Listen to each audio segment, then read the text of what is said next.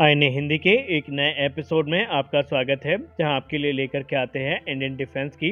Top updates को। और इस वीडियो में हम बात करने वाले हैं एलसीए नेवी के बारे में। हम जानेंगे कि एलसीए नेवी को लेकर के भारतीय नौसेना का जो मन है वो लगातार क्यों बदल रहा है, और ऐसी कौन सी रिपोर्ट सामने आई है जिसने एक बार फिर से उन उम्मीदों को जिंदा किया है, जहाँ पर एलसीए नेवी के भारतीय नौसेना में शामिल किए जाने की बात फिर से शुरू हुई है। दोस्तों, आपको पता ही होगा कि जब से एलसीए नेवी प्रोग्राम की शुरुआत करी गई थी, तो उसका उद्देश्य ये था कि भारतीय नौसेना का जो आगामी एयरक्राफ्ट कैरियर होने वाला है, जो कि हमारा स्वदेशी एयरक्राफ्ट कैरियर होगा आईएनएस विक्रांत, उससे इनको ऑपरेट किया जाए। और इनिशियली भारतीय नौसेना ने भी इस प्रोग्राम का खुल के समर्थन किया था और ये कहा था कि जब इस एयरक्राफ्ट का डेवलपमेंट पूरा हो जाएगा तो भारतीय नौसेना एक बड़ी संख्या में इनको खरीदेगी। लेकिन बाद में जब ये एयरक्राफ्ट बनके तैयार हुए, तो उस समय भारतीय नौसेना को अध्ययन के बाद ये पता चला कि मैक्सिमम पेलोड के साथ तो ये एयरक्राफ्ट ऑपरेट किए ही नहीं जा सकते एयरक्राफ्ट कैरियर से, और इसीलिए भारतीय नौसेना ने ये जो प्लान था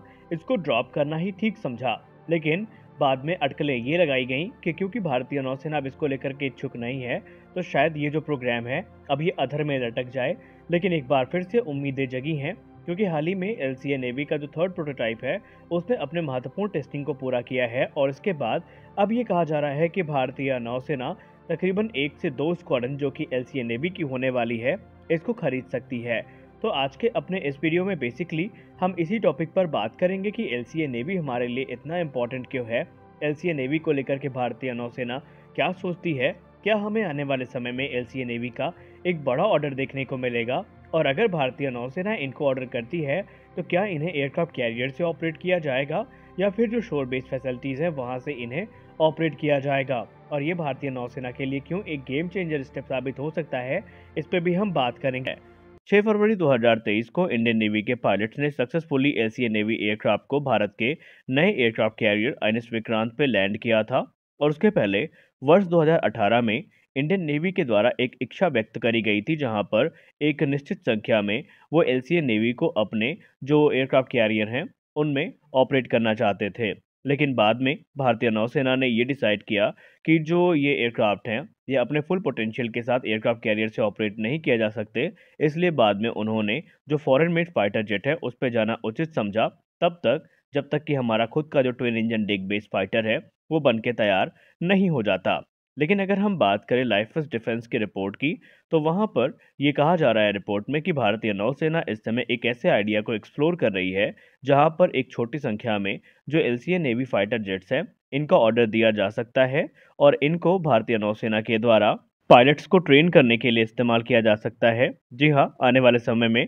टेडवीएफ में जैसा कि हम सब जानते हैं कोई ट्विन सीट कॉन्फ़िगरेशन हमें देखने को नहीं मिलेगी, तो जो भारतीय नौसेना के पायलट्स हैं उनको ट्रेन करने के लिए ये जो एलसीए नेवी एयरक्राफ्ट्स हैं इनका ऑर्डर भारतीय नौसेना के द्वारा किया जा सकता है। इस आइडिया को लेकर के रिपोर्ट्स में कहा जा रहा है कि भारतीय नौसेना तकरीबन एलसीए नेवी की एक स्क्वाड्रन को लेकर के इच्छुक है, और इसके लिए ऑलरेडी हाई लेवल पे जो बातचीत है वो चल रही है। एलसीए नेवी के अपने ही बहुत सारे बेनिफिट हैं जो कि भारतीय नौसेना के द्वारा कंसीडर भी किए जा रहे हैं, जैसे कि एलसीए नेवी वो फाइटर जेट है जो कि टेस्ट टीम और जो फ्रंट लाइन फ्लायर्स हैं इनके बीच का जो गैप है उसको फिल कर सकता है। एलसीए नेवी के पास ये कैपेबिलिटी है कि ये शोर बेस्ड टेस्ट फैसिलिटी से तो उड़ान भर ही सकते हैं, इसके अलावा ये एयरक्राफ्ट कैरियर पे लैंड भी कर सकते हैं और वहां से टेक ऑफ भी कर सकते हैं, और ये चीज़ भारतीय नौसेना के हक में सबसे ज़्यादा जा रही है। हम सब जानते हैं कि बेसिकली इस समय एलसीए नेवी का इस्तेमाल ट्विन इंजन डिग बेस्ड फाइटर के डेवलपमेंट में किया जा रहा है, जैसे कि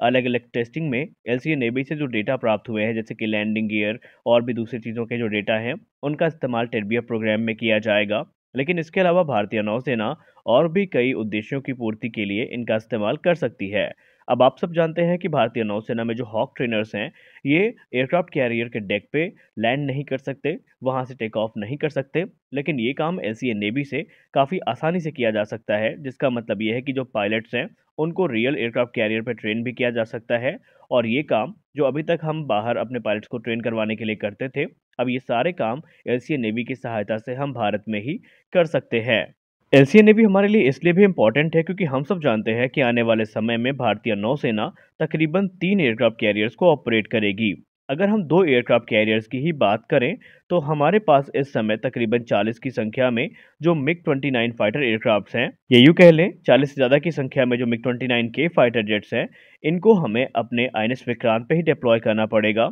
और अगर हम बात करें एयरक्राफ्ट कैरियर की तो प्रत्येक एयरक्राफ्ट कैरियर तकरीबन 20 से 25 की संख्या में जो एयरक्राफ्ट है उसके साथ समुद्र में विचरण करेगा। और इसके अलावा अगर हम आईएनएस विक्रांत की बात करें तो वहाँ पे भी हमें मिग 29 के को डिप्लॉय करना पड़ेगा, जिसका मतलब ये है कि भारतीय नौसेना को अपनी जो शोर बेस्ड स्क्वाड्रन है उनको आईएनएस विक्रांत पे मूव करना पड़ेगा। और वहाँ पे एक बड़ा गैप क्रिएट होगा और उस गैप को फिल करने की जिम्मेदारी एलसीए नेवी बाकायदा निभा सकता है। और यही सारी चीज़ें एलसीए नेवी के हक में जाती दिखाई पड़ रही हैं, क्योंकि ये एलसीए नेवी को वो अपॉर्चुनिटी प्रदान करेंगी कि ये जो फाइटर जेट की रिक्वायरमेंट है उसको सप्लीमेंट कर सकता है और शोर बेस्ड जो स्क्वाड्रन है वहाँ पर जो कमी बनेगी उसको ये पूर्ण भी कर सकता है। हालांकि जो एलसीए नेवी है या नेवल तेजस है, ये मैक्सिमम पेलोड के साथ तो एयरक्राफ्ट कैरियर से ऑपरेट नहीं कर सकता, लेकिन ये मैक्स पेलोड के साथ जो शोर बेस्ड स्क्वाड्रन है वहाँ पे अगर ऑपरेशनल होता है तो ये वहाँ से इजीली ऑपरेट कर सकेगा, जिसका मतलब ये है कि तेजस का इस्तेमाल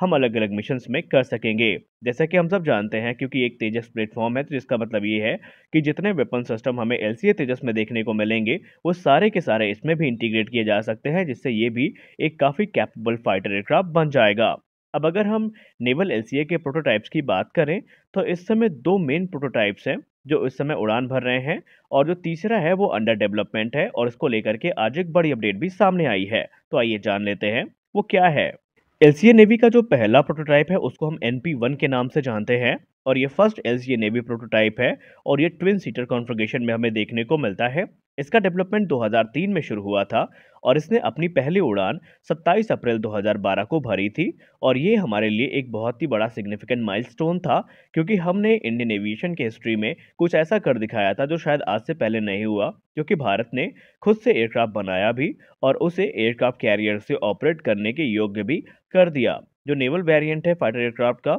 इसका जो कंपैटिबिलिटी टेस्ट है वो भी शुरू किया गया और NP-1 ने इसको सक्सेसफुली कंप्लीट भी किया। और इसकी जो मैडन फ्लाइट टेस्ट थी शोर बेस टेस्ट फैसिलिटी से गोवा में, वो 20 दिसंबर 2014 को आयोजित करी गई। दूसरा जो प्रोटोटाइप है वो है NP-2। इसको हम सेकेंड प्रोटोटाइप भी कह सकते हैं और ये एक सिंगल सीटर एयरक्राफ्ट है जिसने अपनी पहली उड़ान 7 फरवरी 2015 को भरी थी। और जो तीसरा प्रोटोटाइप है उसको हम कहते हैं NP-5। आइए बात करते हैं NP-5 के बारे में। दोस्तों, वैसे तो नेवल प्रोजेक्ट ऑफिस बेंगलुरु इस समय टेडबीएफ के डेवलपमेंट को लेकर के अपना ध्यान केंद्रित कर चुका है, लेकिन फिर भी वो एलसीए नेवी का जो थर्ड प्रोटोटाइप है जिसको हम NP-5 के नाम से जानते हैं, उसके डेवलपमेंट पे भी बहुत ज़्यादा इंटरेस्टेड है। और हिंदुस्तान एरोनॉटिक्स लिमिटेड ने ऑलरेडी जो NP-5 एयरक्राफ्ट है उस पर काम शुरू कर दिया था। और ये जो एयरक्राफ्ट तैयार किया जा रहा है ये NP-1 और NP-2 से जो लर्निंग प्राप्त हुई है उनके आधार पर भी किया जा रहा है। NP-1 और NP-2 जो है वो बेसिकली एयरफोर्स फाइटर्स है जिनको नेवल वेरिएंट में कन्वर्ट किया गया है, जबकि NP-5 जो है उन्हें इस प्रकार से विकसित किया गया है कि वो एक कैरियर बॉर्न जो डेडिकेटेड कैरियर बॉर्न फाइटर है उसकी भूमिका निभाएंगे। आने वाले समय में इससे जो हमें डेटा प्राप्त होंगे इसकी टेस्टिंग से, वही टेडबीएफ के निर्माण में भी महत्वपूर्ण भूमिका निभाने वाले हैं। 10 जुलाई 2022 को पहली बार NP-5 की जो तस्वीर थी वो असेंबली लाइन से बाहर आते समय हमें दिखाई पड़ी थी और हमें उसके डेवलपमेंट के बारे में पता चला था। वहीं हाल ही में एक बड़ी रिपोर्ट सामने आई है जहां पर यह बताया जा रहा है कि एलसीए नेवी का जो थर्ड प्रोटोटाइप है यानी NP-5 है, उसने अपना जो इंजन ग्राउंड रन है उसको कंप्लीट कर लिया है और ये टेस्ट पूरा किया गया है 16 जनवरी 2023 को। और आगे अब इसका जो डेवलपमेंट है वो पूरी रफ्तार के साथ बढ़ता रहेगा। तो आज के इस वीडियो में बस इतना ही। हम आशा करते हैं कि ये वीडियो आपको अच्छी लगी होगी। वीडियो अच्छी लगी तो वीडियो को लाइक करिए, नए हैं तो चैनल को सब्सक्राइब करिए। मिलते हैं अगले वीडियो में, तब तक के लिए जय हिंद।